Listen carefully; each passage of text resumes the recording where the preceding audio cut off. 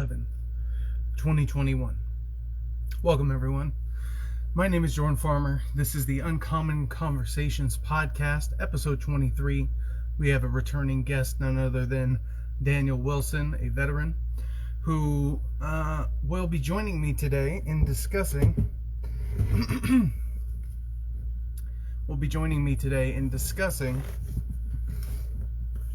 Afghanistan, 9/11, and many other topics. I've been looking forward to this for a cool minute. So unprofessional. I did not get my notes out ahead of time.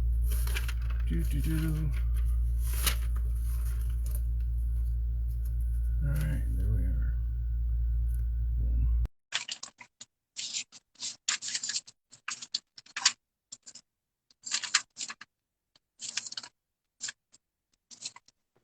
Hello. Hello. Adjust this. How are you doing?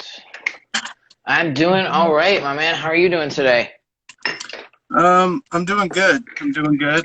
I unfortunately have misplaced the notes that I took for our podcast here, so we'll kind of be going in blind here on the list of topics on my part until I find that. But other than that, sure. I'm doing great. My cat just had kittens, so that was kind of magical. We got to welcome them into the world. 3 of them were born yesterday, and one of them was stillborn. But we gave it a little funeral, dressed it up nice and pretty, and gave it a good goodbye out in nature. So nature will take its course. And so it was a beautiful day. Little sour, sour note, but for the most part, a wonderful day. And they're adorable kittens. So that's pretty awesome. Fantastic. That is something I was actually thinking about earlier, is that it's unfortunate that there's always some kind of tragedy in our life, but it doesn't take away from, you still had a beautiful moment, a beautiful experience, deal with the sadness and the tragedy as it comes, and, use that and hopefully, to appreciate what you do have, right? And so it's a win-win, and it's pain, but we learn from it and grow from it. So sorry about that experience, but I'm glad that you have several of them still alive to experience and watch them grow up. The animals just blow my mind how intelligent and creative and ridiculous they are. Yeah. The our cat, she's a youngin'. She's never had kittens before, as far as we, know, and she didn't have it before she was with us, and she was pretty young. So, she knew right away, as soon as the first one came out, to start licking it to make sure that it could, breathe appropriately, and wasn't, because when they come out, they're in the afterbirth, and the mom has to remove that. And so she went right to their mouth and removed that so it could breathe immediately. And so many little things that she knew how to do automatically. It was just magical. Right. Yeah. That's the stuff that blows me away. I don't know if you've ever experienced this, but I have a pit, and then I have a little dog. And the little dog, when I go to give her a bath, as I'm holding her over the water, she starts swimming. And what's crazy is, though, if I do it over the same tub with no water in it, she still knows that there's going to be water there and still does it. So I don't know, they're just, that's just innate, I didn't teach her how to swim. I don't know. So it's crazy how they know how to take care of things, and then, just survive and react to their environment accordingly off of instinct. It's a crazy higher thing. Yeah, we don't know how. Sure. We don't fully understand or know how all that intelligence works, or how intelligent all that stuff is. The more I learn about animals, the more I still feel like we're a special, unique kind of animal, but the more I see I see the social and sort of other sort of biological, or sort of even in primitive societies, the sort of societal interactions and stuff. There's a lot of parallels to pull, and it can be really interesting. So it's been cool, because pulling it deep for one brief second here, my whole worldview is that humans are caught between sort of the judgment of the ideal way to live a human life, which is sort of mythologically or metaphorically symbolized by the judgmental father. And we're also creatures emerging up with primal instincts and sort of a programming that we didn't choose. And we're Okay. having to wrestle with those two halves of us, the animal and the man, sort of in combination. And that's religiously, you could see that as an overlap between rejecting your sinful ways and sort of repenting towards a higher ideal. So, Okay. so that those parallels between the animal kingdom and us, like it can go about as deep as you want it to go. So, Yeah. No, for sure. And that makes a lot of sense. And to be honest, I would even say that not only does that just make sense, but that understanding or that concept, I feel like is very prescient to what's happening right now. We could even say that everything that not only that we're going through as the country of America, but as a human world, this strife and this conflict, however the lines are being drawn, red and blue, rich and poor, whatever it is, this, the range of conflict varies every spectrum and everything. But what it all boils down to is that not only are we fighting our inner selves to overcome, like what you're talking about, as well as fighting somebody else while we're doing that who we think is either challenging that or not living up to what they should be. And so I think that that's actually very, very apt and accurate description of not only humanity, but I think it's being carried out right now in front of us in real time. I think we're seeing that conflict manifest in, because I feel like and I'm sure we'll dive into this more deeper, but here we go, jumping in blind, is that the strife and everything that we're going through is definitely I feel like we are absolutely on the cusp and the verge of some kind of tipping point, and every time there's a huge leap forward in anything, there's strife and chaos and destruction that either parallel it or precede it to catalyze it, right, or ignite it. And so I think that we're, it's hard to identify when you're living through a moment like that. Typically, usually takes a historical eye of 10, 15, at least 20 years to look back and see that this was an important moment. But I think this is a crazy one where we're living it and we can tell there's a lot of important stuff happening right now and being decided and worked out through our society, be it politically, economically, everything. So, I think that that's exactly what we're doing, is going through the strife, and it's manifesting. And I see it as the storm before the dawn, right? I see it as, even though it sucks right now, and some people are trying to say we're going backwards and we're regressing, in some instances, you can nail out certain things, right? There are some things where we can agree that we might be moving backwards on those points. But overall, as a society, I don't think we are. I think we're grappling with some stuff, and we're about to take a huge leap forward. So thanks for sharing that. I completely agree, actually. that's cool. Yeah, I agree. And I think part of that is our society. So it's a mixture of the generation that's growing up to use the internet and society reacting to the internet and in general, because like everything is accelerated, not just technology in the big sense, but information flow and sort of the ebbs and flows of the news cycle. And Trump was kind of like, he made it this way more so, but Trump very much, no one would disagree. It felt like an 8 or 12 year presidency in 4 years. Like it was it was exhausting, an exhausting pace to try to be connected and plugged into the news cycle. I think it created so much energy and momentum that once we've all calmed down from it, we're so much further than where we were before. It's a tremendously good thing that more people are plugged in now and like understand how relevant these things are. But we're also seeing, like, in the bad sense too, like the effects of the economy and everything are also kind of like the ebbs and flows are a little bit up and down more so too, because we're accepting that stimulus in some sense really does work on the economy, but we also just had a bunch of small businesses that were just forced to shut down. And so, like, right. Yes, we have a great economy. We're implementing these good tools, but then we have inflation and these other side issues. And so it's a very, very chaotic sort of scenario. But On the side of our generation learning how to handle all this stuff, I think um, you can pick patterns a little bit more easily when you have Hmm. more information in a shorter window to go off of. Okay. You know, so like someone who wanted to learn various lessons about a politician would, you know, get one speech here, read one article here, see a debate here, and it'd be over years that individual sort of topics are sort of, you know, dished out. And especially under the Trump administration, he made it so that like every other week we were talking about some kind of weird random new thing that wasn't, you know, necessarily brought up or whatever. It was a lot of jumping around and everything. It was interesting because there was a bunch of stuff that's well, what was that one? Uh, when you're trying to leverage something in a negotiation, uh, quid pro quo. Like everyone Oh had to yeah. learn what quid pro quo in Latin actually meant, the like legalese behind it, Yeah. right?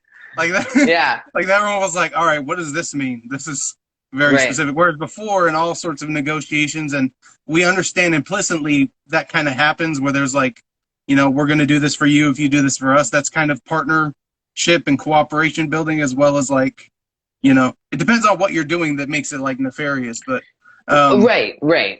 that's where they say like, are you sacrificing the public interest for the sake of your personal benefit? That's sort of the threshold where that activity hits that illegal level. But anyways, I was sort of ranting a Yeah. bit, but No, go ahead. no, I've actually been having that same conversation not only over the last couple months, but specifically just in the last couple days. It not only just like you're saying, everything's being accelerated.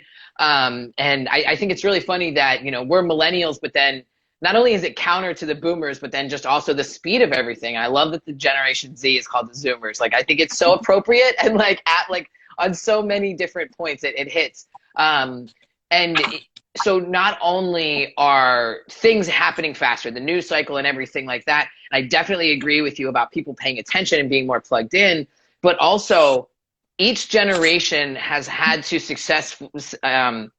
each generation has gotten politically awoken and involved and engaged at a younger and younger age, right? So we're engaged at a younger age than our parents and our grandparents, right? And that's, you know, a blank generalization. Obviously, there were people who came out the womb and were activists, but as a generation, as that generational movement, the awakening and the political activism is hitting younger and younger to where now we've got kids. The next generation is in elementary school, and we've all been. And I have a theory on some of this, not only just technology, but we've experienced just as millennials like 10 once in a lifetime crises in 20 years, right? Like, so, Mhm. you know, where most generations have one thing they've got to grapple with, and then they spend years doing that. Like, as soon as we catch our breath from one, there's another, and there's another, and there's another. And so we've been forced, and then also it combines with technology. So not only were we forced to do things younger, but then the technology and the information was there to enable and empower us to do these things, right? Like you and I connecting right now would not have been possible 10 years ago. There was video chatting, but not to where you and I could do this on a personal level. Yeah. 10 years before 15 that, years even ago, less this so. 15 years ago, we would have needed like a TV show and the whole sort of Right. support behind us in order to make this kind of a face-to-face video conference happen. So Exactly. And then there's all kinds of gatekeeping with that and favorites and politics that go into play. And well, I don't like you, so you're not getting airtime. And so that's another thing is, you know, my overall arching theme right now is we're just challenging all types of societal norms and status quos and pushing back and saying things don't have to be this way. You know, I don't have to go to a radio station and play favorites and kiss somebody's ass to get airtime. You and I can go on Instagram Live and do it our damn selves. So we're changing it that way.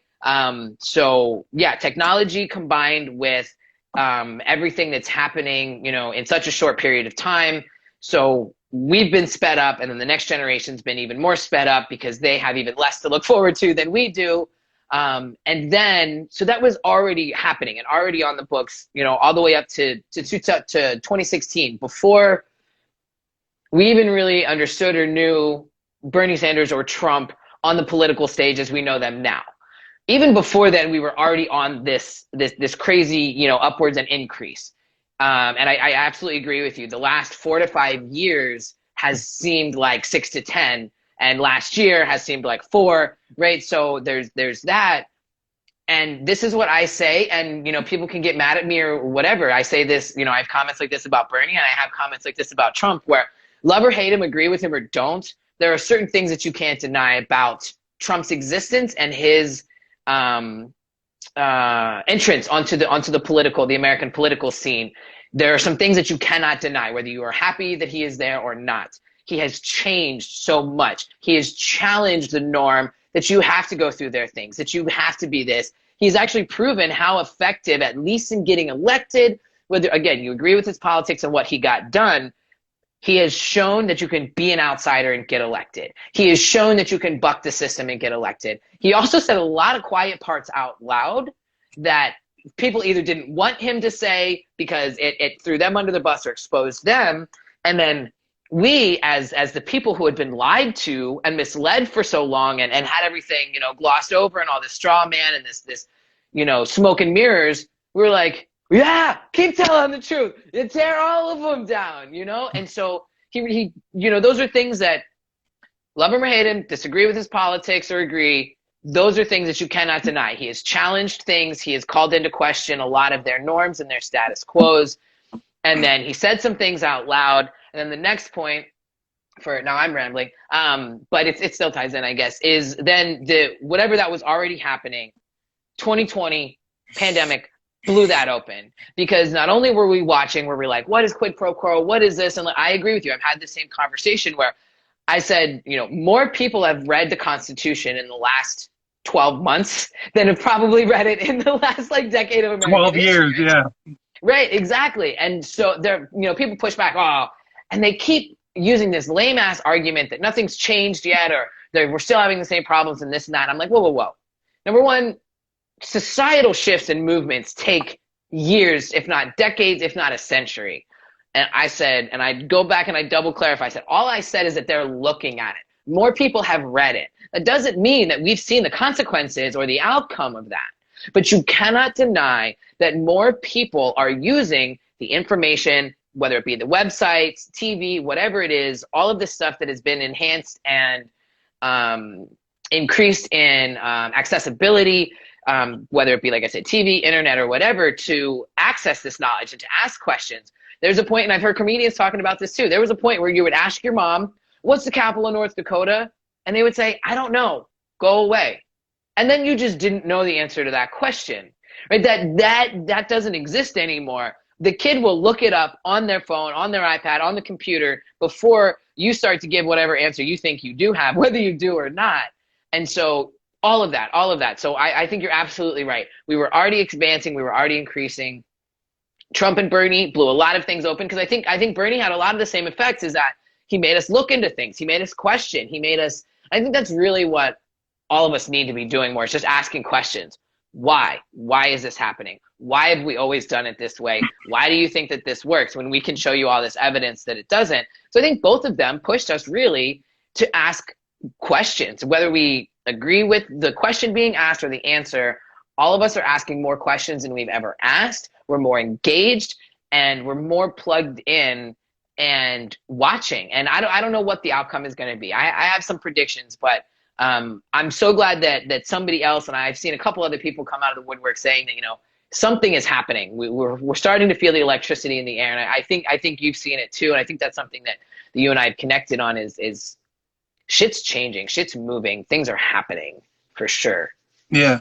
And even, this is kind of a quick side note, but I don't disagree. We'll use an example. I don't disagree with the idea that we need to basically toss gender norms out the door.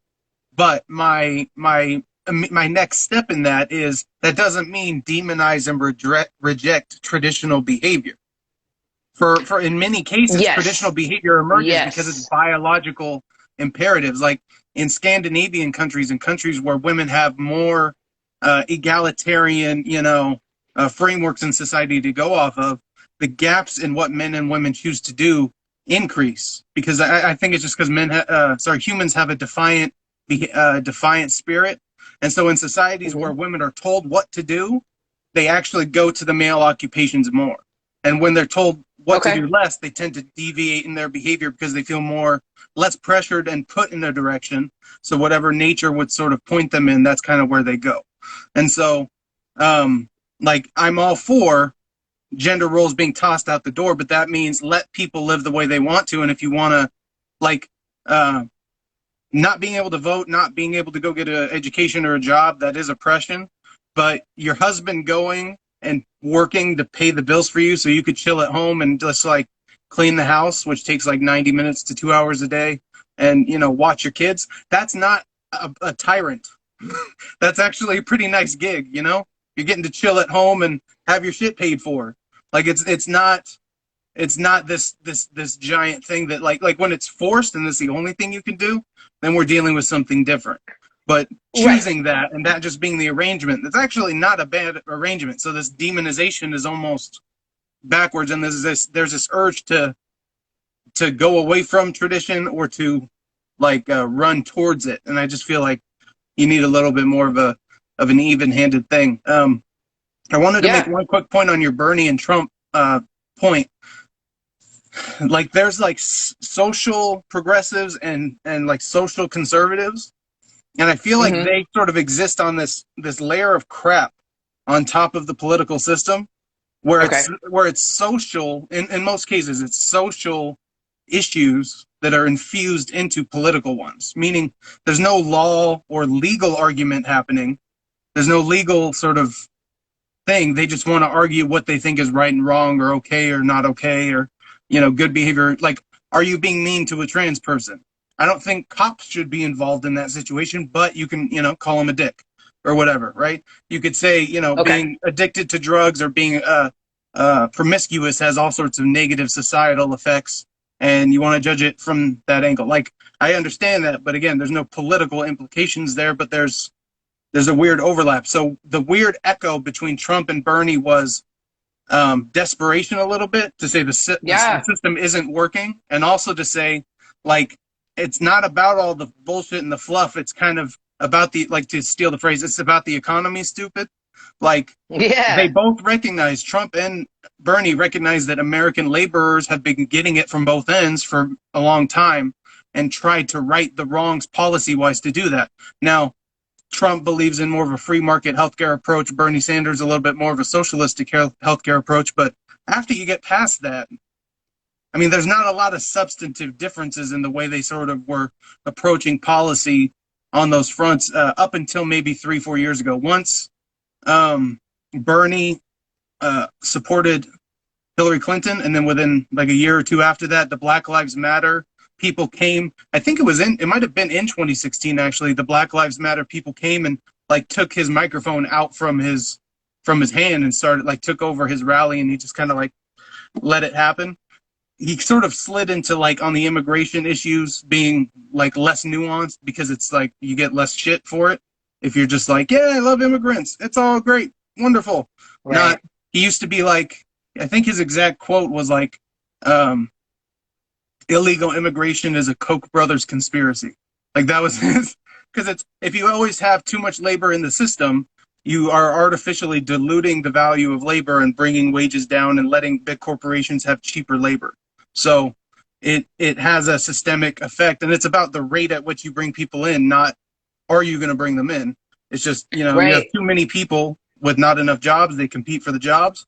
If you have too many jobs and not enough people, employers compete for people. So it's a core economic sort of, I call it labor scarcity. That's sort of the name I give for it, but that's the crux of many of the issues since 1970 that we've been dealing with, is if you disrupt that, you know, profits are great for corporations and all that kind of stuff. So there's a bunch of different policies that have been put into place to try to disrupt that labor scarcity. So that's sort of a central nugget and a deep rabbit hole that my video on fixing the economy sort of is all about. But Okay. yeah, No, and anywho. I think you're absolutely right. I think you absolutely hit the So nail on the the Bernie head and Trump that, echo a desperation and a realism. yeah, no, absolutely. That I think that you captured that perfectly. I think the desperation is what the people living in desperation were drawn to both of these figures for different reasons. And a lot of them overlapping in the just abject neglect of the working class. And not only that, an intentional destruction of it in some ways, which is crazy to me because even as a capitalist, like you need us, but there's this line where it goes beyond where you're just exploitative and they just keep throwing you into the machine, grinding us up and spitting us out, rather than seeing us as value to their own institution, where if we're healthy, if we're well educated, not only am I going to work better for you, not only am I going to produce better for you, I'm a lot more likely to invent and create something for you that's going to better your industry as well. And so, like, this is what I've been trying to have dialogue with people is like, it's not even that, this isn't even a socialism versus capitalism thing. Even if you're a capitalist, you should want healthy, educated workforce, or your company isn't going to have workers. And yeah, then there's the offshoring jobs and, bringing in, where it's not a natural flow of immigration, where we do things like the Bracero program, where we bring people in, use them up, and then send them back when we're done with them. And those are the problems that I have with this just like off the rails capitalism without any type of bumpers or guardrails to keep it in line from exploiting and chewing us up. I think there needs to be some kind of pushback. And I think that's where workers getting involved. I think it was an intentional destruction of the unions to where now they're not trusted. And that's exactly what corporations wanted, is for us to not even trust a union that is supposed to be fighting in our good interest. And we can definitely get into, unions and their efficacy and, how they're used now versus what they were intended to be used for. And the difference between like an executive run union and a worker led union where, the workers have the actual seat at the table and they're the ones bargaining versus somebody making a CEO salary, making them go back to work and fighting for the worker or fighting for the business instead of the worker. And I think that, we've gotten to where, we used to trust bus. And I mean, this wasn't a Democrat versus Republican thing. I mean, Republicans were, especially Teddy Roosevelt's primary trust buster and making sure that, businesses are allowed to exist, go do your own thing. But there was still a line where they stepped in and protected people from businesses. And I feel like we've flipped that. And now it's more important for our government and our politicians to protect businesses instead of people. And that's been going on for a long time. And it's been a systematic, slow thing where corporations have slowly shifted this. They've, destroyed unions, destroyed worker rights, destroyed workers' ability to speak up, speak out. And that all led to, the raw desperation and need for somebody not only speaking directly to them instead of to corporations that are just using them as fodder. And then also somebody speaking about real solutions. We're going to put you back to work. Whether we agree the coal miners should be put back to work in, an industry that's destroying our world, or should we train them and put them in they still deserve work.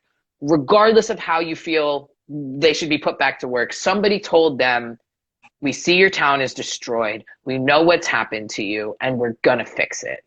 Mm-hmm. And people can debate whether it happened or not, but that is a real thing that they both touched on. So you are absolutely correct on that. Yeah. Everyone deserves work and the dignity of work and the ability to sustain themselves and their families and everything and build wealth and, try to have the American dream. Like the issue is not so much that the issue is just like the system is tilted in the wrong direction in all sorts of ways. And so we have to tilt it back in the right direction. Though, like using sort of conservative language, they talk about the redistribution of wealth. Well, there's a natural distribution of wealth that takes place in the marketplace, and you can manipulate that natural distribution of wealth with certain government policies. And so if you do that, you can do it in such a way that dilutes labor's value and doesn't give them a fair, free, shake in the marketplace. So you can manipulate the market, basically. And so it's still, like, to me, you can look at immigration as letting nice people from around the world and productive people from around the world in our country, or you can say the government is importing excess labor. Like you can make it about the human side or the commodity side, but they're both true at the end of the day. So I don't know. That was kind of a rant into nowhere, but No, I wanted to. it was a point. It was a point. Yeah, I think you talked about. I wanted to make a comment on the coal thing. It's interesting because my view. So like, out of all of the CO2 that goes into the atmosphere and that comes back down and is absorbed from the atmosphere, we're like 5% of it every year. We're 1/20th of the game. So, like yeah, people definitely deserve work, but is coal destroying the planet? I would say it's more so agriculture in general, because agriculture is the main use of land and main reason for deforestation. And it's not the CO2 by itself, but the absorption of the CO2 and the balance of those two things. And so, yeah, we produce more CO2, and yeah, we're decreasing deforestation, but you can have a middle ground where if we have reforestation past a certain point, you can increase CO2 and it wouldn't have any issue, because it's about how much extra we have in the atmosphere. People don't get into specifics very much, so the issue isn't so much temperature as it is, for the last 100 million years, we've had about 110 parts per million CO2 molecules, and we're at just over 400 now. So we're at 4 times the typical level of CO2 in the atmosphere for like the last 100 million years. So that's not like, we don't exactly know, like temperature, it sucks because it was labeled as global warming in the beginning and rightfully sort of shifted to climate change because temperature can go up and down. But it was a bad publicity thing that the people who didn't want that to be real took that and ran with it. You're absolutely right. That was a bad choice in name for describing the phenomenon that was happening. Yeah, go ahead. Sorry to interrupt. Yeah. No, you're good. And so we need first, like, we have all sorts of issues on that front that we need to get to, but a broader principle of mine that kind of, it's interesting. So many of my ideals or principles carry me into the right line of thinking. And then I get there and then I have great things to say, but it's like, it wasn't so much, it was sort of like predictive mapping if you're hunting an animal or something and you're like triangulating a location, but with ideas.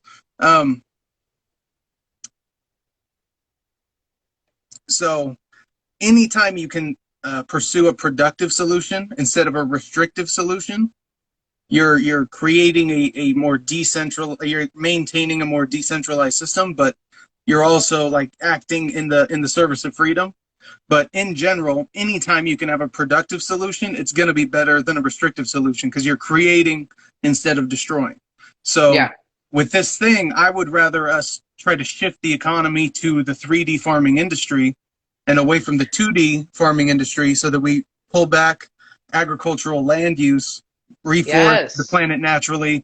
And if you had a capital gains tax credit, I call them the psycho-capitalists would do the job for the hippies. They would do all the research and development and everything to develop the industry and the technology, and they would pour all sorts of capital in there because they're getting a better return on their investment, right? So you're sort of, if you have economic literacy and so you understand that those mechanisms would create that effect, you can then reverse engineer, or I call it political engineering instead of political science, engineer the right sort of outcome out of the system that is existing. And so that is how I would do it on that front. And I think, it's out of that broader sort of principle of productive solutions over restrictive solutions. Whenever you can, like, you can't productively handle, I mean, they're kind of trying it in Chicago. They're trying to like sue gangbangers for their stuff to try and like weaken them economically or whatever. I don't know the Interesting. details, but anyways, like, you can't like productively solve murder exactly. You just got to restrict their ability to go and murder people. You just got to go, take their freedom away and put them in jail. But yeah, I thought, as a side note, I thought that was interesting, trying to legally strip gang members and stuff of their assets as it relates to their gang activity, and then, you know, maybe that'll be a deterrent in some way. The conservatives sort of made fun of it. My brother actually sent me the little post on it, and he was just asking me, like, what do you think of this? But Yeah. they were sort of making fun of it as, like, you're trying to, you know, sue them into not murdering people. And there's another But city. There's another city that is doing something that's there's no other word for it. Retarded. They are trying to literally pay people to not murder people, like giving them $300 a month as a UBI type thing, like for high risk individuals, to let them out on the streets, but say we'll give you $300 a month if you don't kill anyone, and if you also do interesting. other things and get a job, it'll go up to like $500 a month. So it's at least like incentives in some way, but I mean, like, to me, if you've killed someone, you probably should, you know, if it was gang Right. violence or some sort of weird circumstance where it wasn't premeditated, then yeah, serve Right. you 10 years or whatever. But if you just murder someone, or if it's, you know, in general, you're just going to go shoot a bunch of people, because it, like, even if it is gang violence, but it's not special circumstances, it's like you go and you do drive-bys and you shoot people, then yeah, we should just throw you in jail and try to get you out of the gene pool as much as possible. I think that Ladies. there's a I think that that there's definitely an overgeneralization of not only violence and crime, but especially drug violence and crime, to where like you're specifically distinguishing between, you know, if, like, say there's, you know, a discrepancy and somebody runs up on you and you end up shooting somebody because you're defending yourself, versus you systematically every week going and doing drive-bys and terrorizing and murdering people. Like, there's a difference in, you know, where people are economically pushed to do certain things to survive, become parts of systems and lifestyles, versus there are some people. And so I have this argument that if we met everybody's basic needs, that what, not necessarily paying for everything, but if through a variety of systems we could make sure that people knew their bills were going to be paid, they had a roof over their head, and they were going to get a good education, and there was opportunities waiting for them, our crime would go down. Now, I'm not saying that it would go away. I'm not, because there's always going to be, like you're talking about, people who enjoy killing people. There's always going to be, you know, this, and this is, and I don't want to, you know, make that, you know, premonition that to make that happen for us, but historically, throughout all of human history, there have been murderers and serial killers and people that enjoy those types of things for different reasons. No matter what economic status they have, that is not going to be helped with that. But Rich the people kill too. exactly. But how many more cops do you see in poor neighborhoods where people have less versus in the rich neighborhoods? Now, right, rich people can kill too, but that rich person isn't concerned their neighbor's going to come steal from them because they all have what they need. Yeah. Right now, there's A still lot of it is security over in resources, and over, you know, a mixture of hopelessness and lack of opportunity. desperation. So like there's many things. It's interesting, the sort of instinct on the left to say there's systemic racism, these communities don't have a fair shot, and there are systems holding them down. Like that is true, but if you have no content or no policy to point to say this is how it's happening, that's the difficulty. And then on top of that, if your only commentary is partisan, Right. like there's nothing that one side has ever done to ever have influenced that. It's just been the other side causing problems. That is well, that can be true, but more than often it's not, and worse, it makes it harder to make people believe you're being truthful, because so much of what we do argue about is at the like the final stage of it is, and that's why you need to be a Republican, and that's why you need to be a Democrat. It's not, and that's how we solve the problem. Thank You you. know? No, you're absolutely right. And that's where, and this, you know, and that's why I love what you and I are doing here. And I love reaching out and connecting with all these different people, because I think that right or left, red or blue, top or bottom, this purity politics, this purity existence is garbage.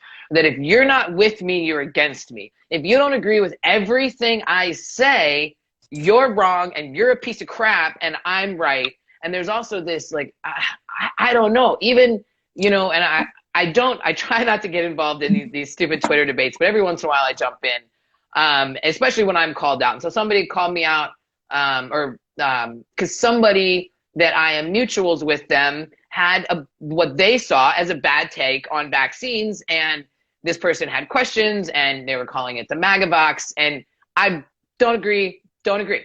So I don't retweet that stuff. But that doesn't, just because this person has one take that I don't agree with, so this person not only retweeted a bunch of their stuff, but then added all of this person's mutuals with them and was like, all of you are a problem. And we were like, I was like, wait a minute. Since when am I responsible for something one of my mutuals posts, number one?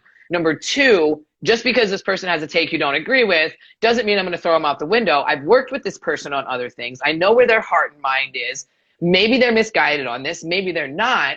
But either way, if you just block them, delete them, call us out, dox us, do this crazy stuff instead of engaging with the person, then you're never going to, even if you're right and they do have a bad take, how are you ever going to reach them if you just block them and cut them off?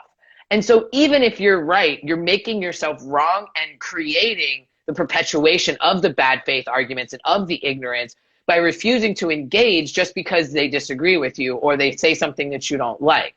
And so, you know, we saw this, we've seen this all over the place on the left. And I don't know how engaged you've been in some of the left movements that have been happening over probably the last year or so, with like Force the Vote and the March for Medicare for All, where there was infiltrators and somebody's like, oh, you live in a house, so you can't be for Medicare for All, like doxing the podcasters. And I'm just like, and like Bernie can't be for the people because he's got two houses. Well, you know what? Most Congress people and senators have two houses because they have to live in two different freaking locations.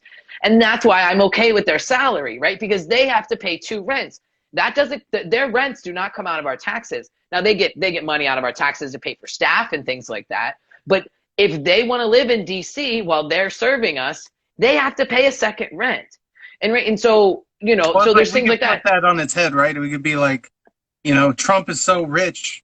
Why is he in favor of Social Security? That doesn't help him at all, right? Like it's like I definitely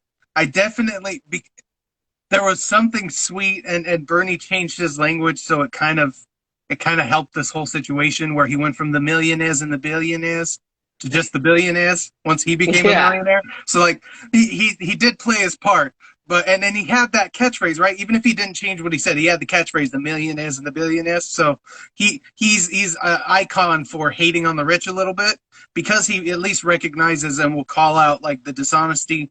And at somewhere along the way, if you choose to be a socialist or a communist in any real sense, you're gonna kind of hate the rich. Like I feel like it's kind of like they can try to lie about like, well, I don't hate capitalism, I don't hate whatever, but then anytime they're getting fired up, it's about how greedy this one group of people, you know, is.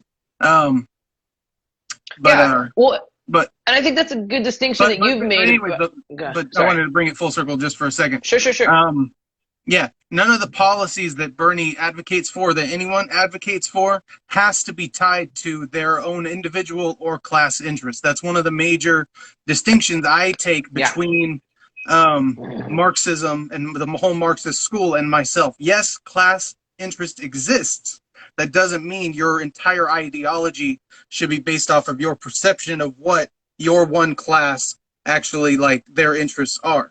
It's not just because it's like a CEO is still trading their labor in exchange for a fixed rate of compensation, including bonuses and everything else. Like, it's not fixed necessarily, but they're still trading their time and their labor and their work, and their work is different than regular work. So there's not this giant separation between the capitalist class and the laborers, or the bourgeoisie and the proletariat, or the left and the right, or anything. All of these like gaps are there to try to wedge things between people when it doesn't necessarily fit.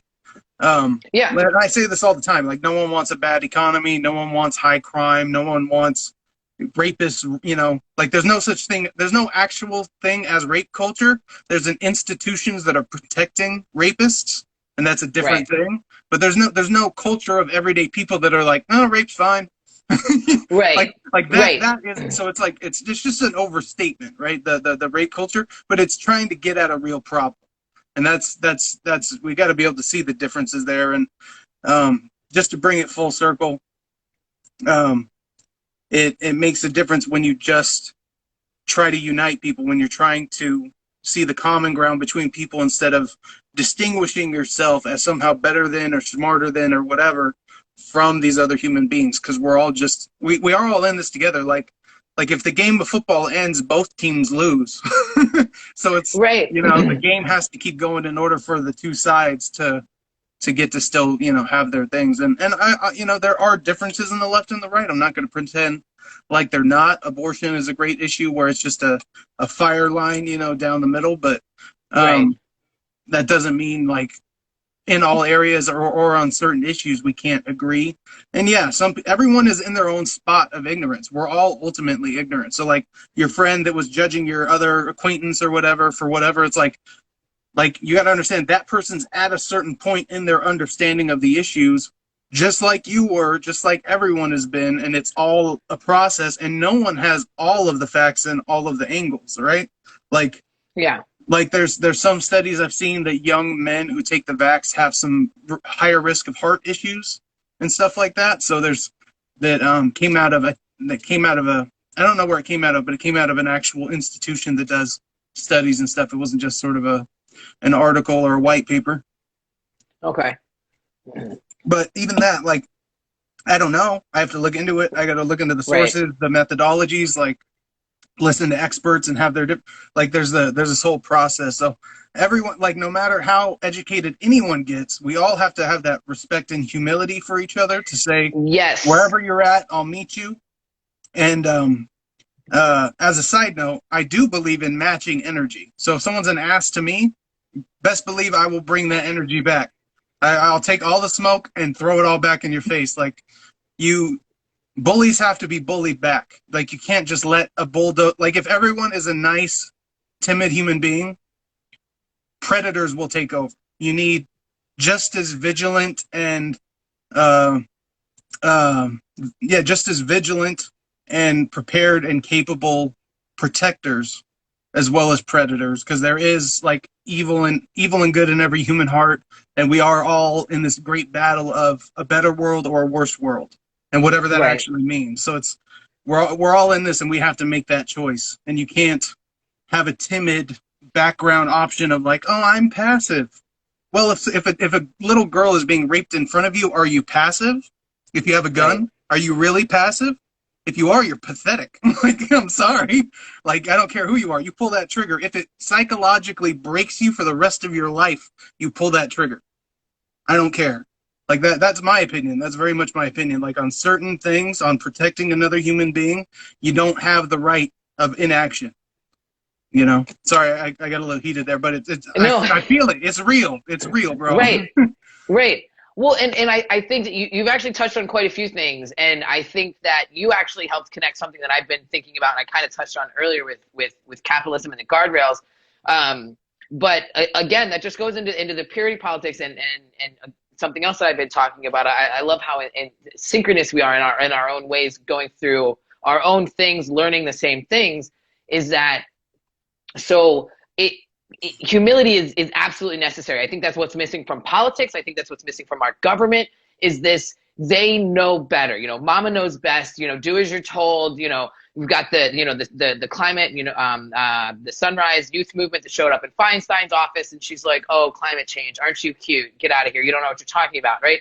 And then so that is when you're engaging with somebody from that mindset, number one, you're not really there to engage. You've already made your mind up about them. You think that you know better than them. And so that slows and stunts any conversation, any growth, any compromise, any understanding that you both can gain from one another. And I think we all need to realize, just like you're saying, is that none of us know everything. No matter how intelligent you are, there's something you don't know something about. We all can teach each other something. And so red or blue, right or left, as long as, and just like you're talking about matching energy, as long as we're speaking to one another with dignity and respect that another human being deserves, and like you said, coming from a place of humility and wanting to engage, and you know that we're still human. There's going to be some times, yeah, our anger might flare up, or our, you know, something might flare up, but That's where if forgiveness is important. And that's bingo, another so value our society is struggling with at the moment. And cancel yeah, culture is literally like the antithesis of that. Like, we will never right. forgive you.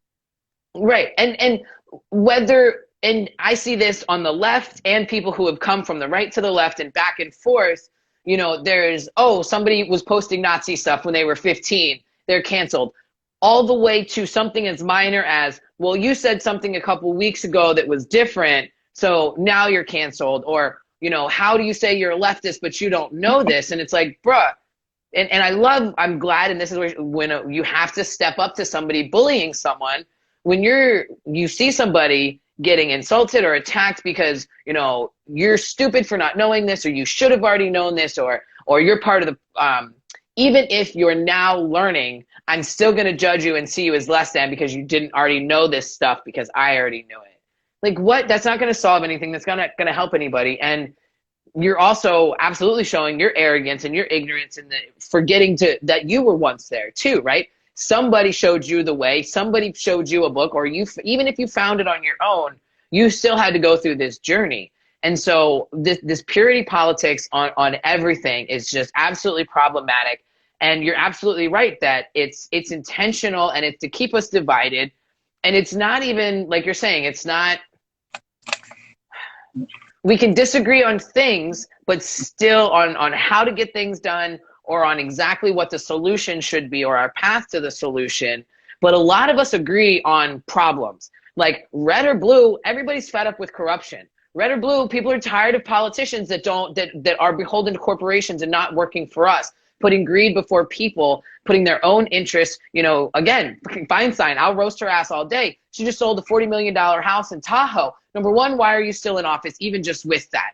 You are not even serving the public anymore, and you've made wealth off of it, which I don't, again, and this is where we very much need to make a distinction in somebody making a living for themselves and earning a good wage and making profits off of their labor, off of their work, versus exploiting someone and the harmful effects that take in after that. Like you're saying, when something hurts someone, we have to step in and push back. And so I feel like, and I was wrestling with this in the car on the way home, is that, you know, I don't think capitalism is in self inherently good or evil, but it's a system that without any pushback or guardrails has the potential to be extremely evil or extremely good. Because business, my wife's starting her own business, and people are like, oh, you're a socialist and you're going to start a business. Like, those things aren't synonymous or are dichotomous to one another, you know. And this is my, you know, again, love or hate AOC, when people are like, oh, dragging the shit out of her because she got a haircut and put on a suit, like, that doesn't mean she's no longer social. And I'm so tired of this, you know. It's socialism doesn't mean that we want everybody to be poor. Socialism means that we want everybody to have nice things. And it's very, you know, right, just in that crux argument where they're like, you can't be a part of society if you're a socialist. Like, no, it's not that socialists in that right want people to be poor and live in destitution. It's that we wish everybody could go get a $300 haircut. We wish that those barriers weren't there because we all had the means to get what we wanted. It's not about not getting yours. It's not about not earning, not providing for your family. It's about not doing so as an exploitation of someone else.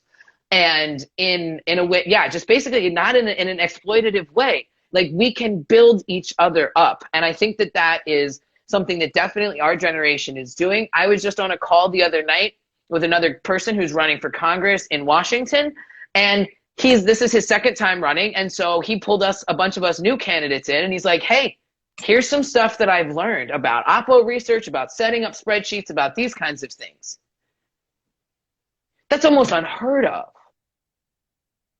And for a variety of reasons. One, because we've been taught not to trust each other, not only in politics, but in our personal life. Your neighbor is coming from you, lock your doors.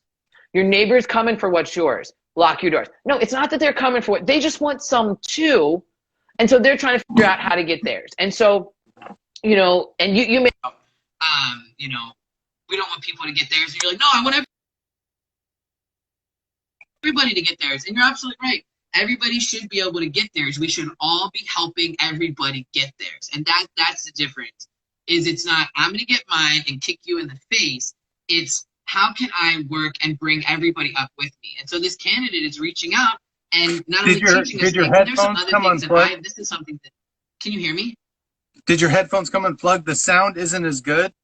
Oh, I don't know what happened. Yeah, I think my headphones disconnected a little bit. Okay, no worries. We'll hang tight and then you can, okay, go ahead. Oh, no, I don't know what yeah, that sounds good.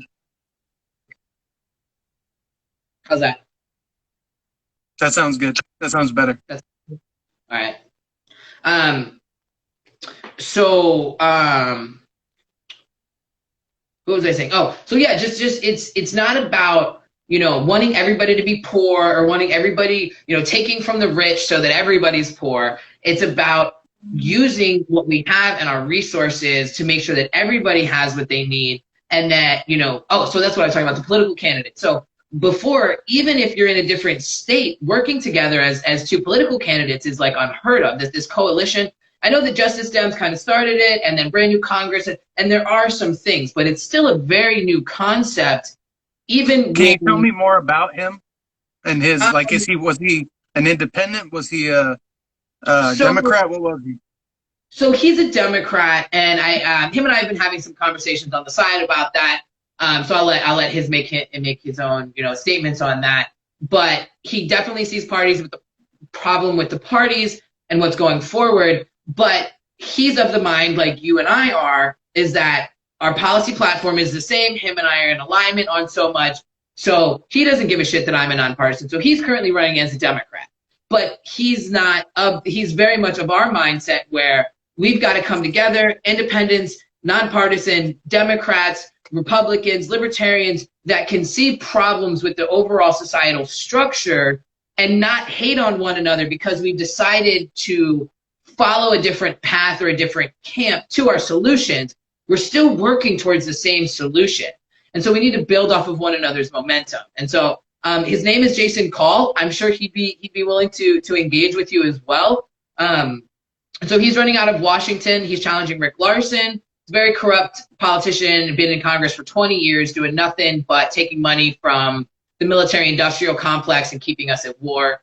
So yeah, I've been talking for probably a good year now about the need for a coalition between candidates, but I didn't actually think it was possible, and I didn't think that people were going to believe me when I started reaching out. And then come to find out that a couple of them have already started doing that. And there's a couple different like groups where they're chatting in like on Twitter or whatever called like Progressive Unity West or different things like that. But even that I think is a little bit, I'm glad it exists, but I still think even that is a little bit too exclusive.